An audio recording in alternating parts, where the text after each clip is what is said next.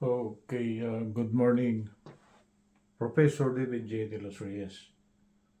Okay, the date for today is October 4, 2023. The time is 2:54 a.m. Okay, my topic for this morning will be a continuation of my AC machines long video format discussion.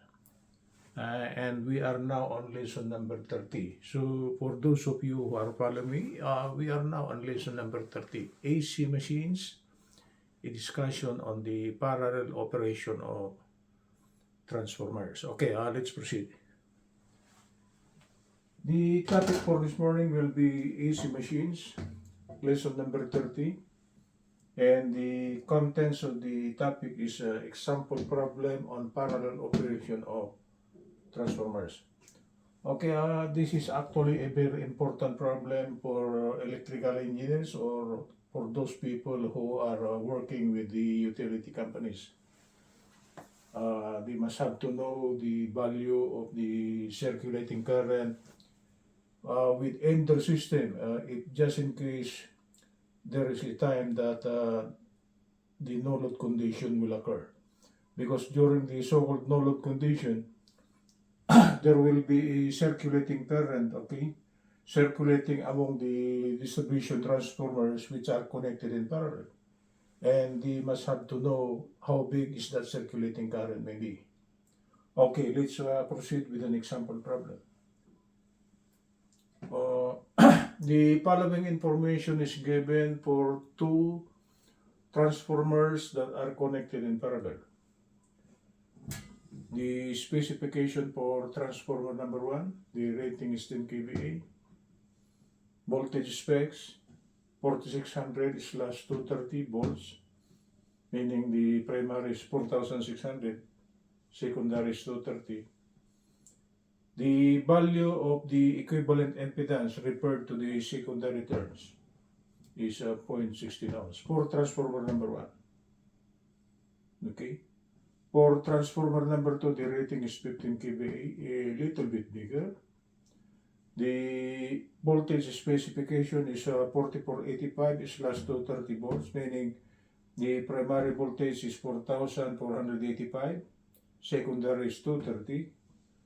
The equivalent impedance for transformer number 2 in secondary terms is 0.22 ohms. Okay? So, what is being asked here? Of course, find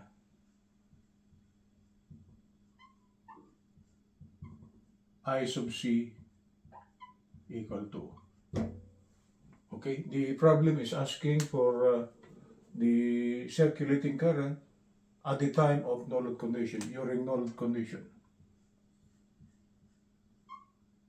At no load. So, meaning to say, during the no load condition, it's very dangerous for two transformers which are connected in parallel, okay, if their voltage specifications or their current ratings are actually different from each other. Okay, let's proceed with the solution. The figure of this will be something like this, like the one from lesson number 29. This is the secondary of transformer number 1. This is the secondary of transformer number 2. Equivalent impedance for transformer number 1 referred to the secondary is this one. For transformer number 2, this is the equivalent impedance. Actually, originally, the load is here, right? But during the occurrence of the circulating current, there is no load. So we remove the load. So it will come out like this. So there will be a circulating current whether we like it or not if the voltage specification for transformer number 1 is not equal to transformer number 2. Like for the derivation of the formula and how to compute for the circulating current from the previous lesson number 29. This is actually the formula.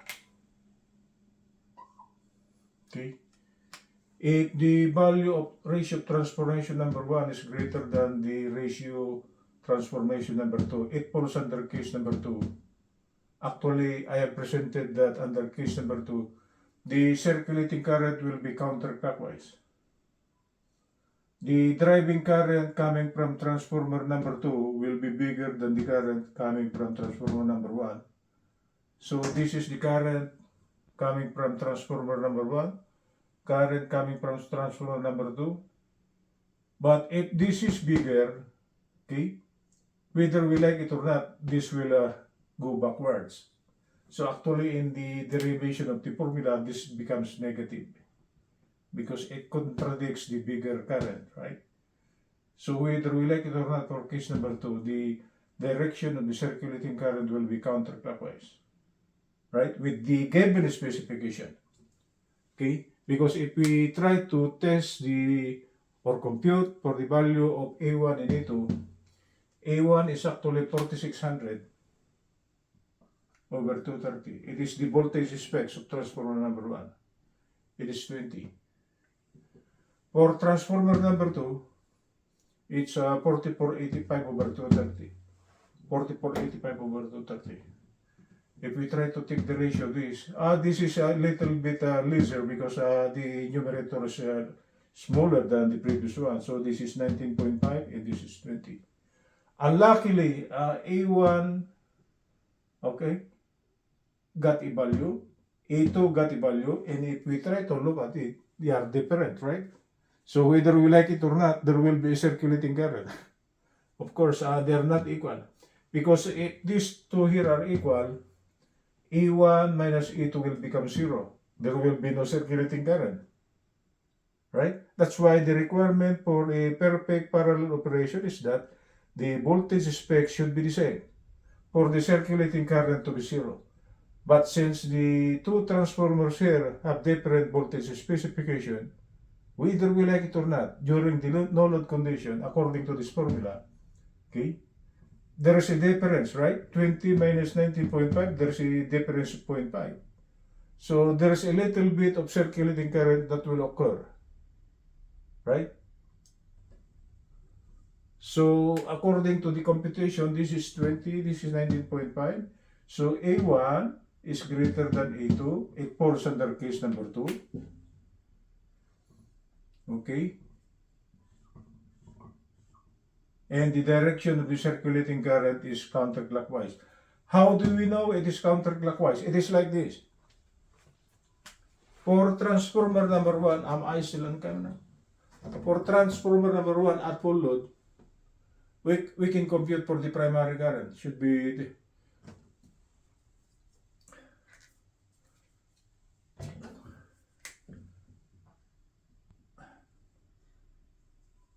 what's happening?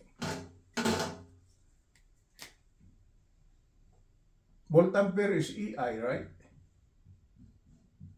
So if we try to compute for I, it will be volt ampere over E. It is this. Okay. This is 10 kVA. To convert it to volt ampere, we multiply that by 1000. The primary voltage is 4600. The primary current is 2.17 amperes for the first transformer. Since this is a step down, okay, the secondary current should be bigger. And we could prove that it is bigger. It is 10 times 10,000 over 230. That is 43.47 amperes. Okay? High voltage, small current. Small voltage, high current. Right? For transformer number 2 at full load, meaning at full load with the given kVA rating, because transformer number 1 is actually 10 kVA. Transformer number 2 is 15. Right? So the basis of the computation for transformer number 2 will be its full load rating, 15 times 1000 over 4485. The primary current is 3.34 amperes. This is still a step down transformer, but unluckily they were different from the primary voltage, right? The secondary current for transformer number 2 now will be 15 times 1000 over 230, and this is 65.2 amperes. Okay? big voltage, small current, small voltage, big current, right? Which is bigger? This is at full load, this is 65.2 amperes, right? At full load. At full load, this value here is only 43.47 amperes.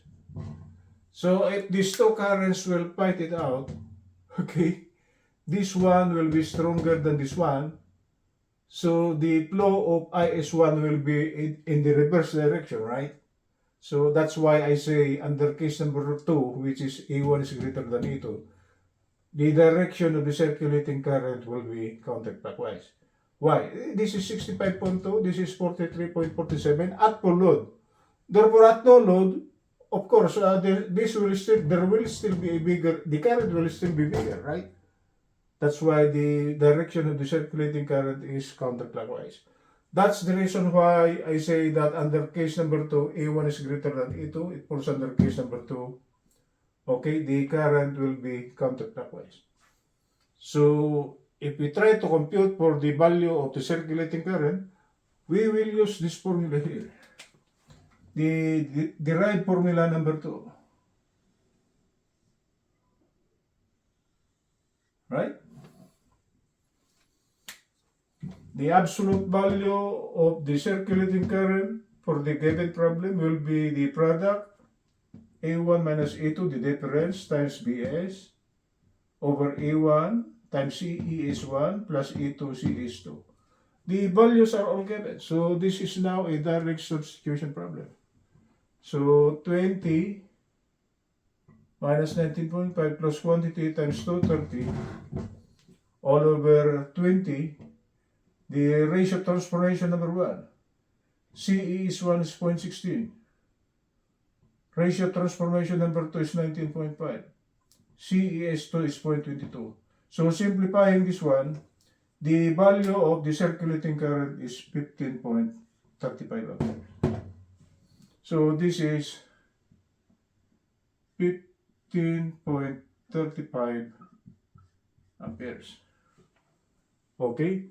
So, if the transformer has no load for a very long period of time, whether we like it or not, this 15.35 amperes due to the impedances of number 1 and number 2, there will be 15.35 amperes circulating. Okay? Supposing there's no load for them for 1 month. So, the circulating current is 15.35 amperes. It has been circulating for 1 month, so the transformers might get burned. That's the reason why engineers for utility companies wanted to know the value of the circulating current during the so-called no-load condition. So it's very dangerous to remove the load for transformers, okay? At least there is a load, that may be 15%, 20% or 30%, but to totally remove a load for transformers which are connected in parallel, it's very dangerous because there will be a circulating current which might burn the windings. Okay? So the reason why we are computing for the value of the circulating current is that we will know the magnitude and how hot will it be if the circulating current will be circulating for a long period of time. Okay, that's it, guys. This is Professor David J. De Las Reyes. Good morning from Los Angeles.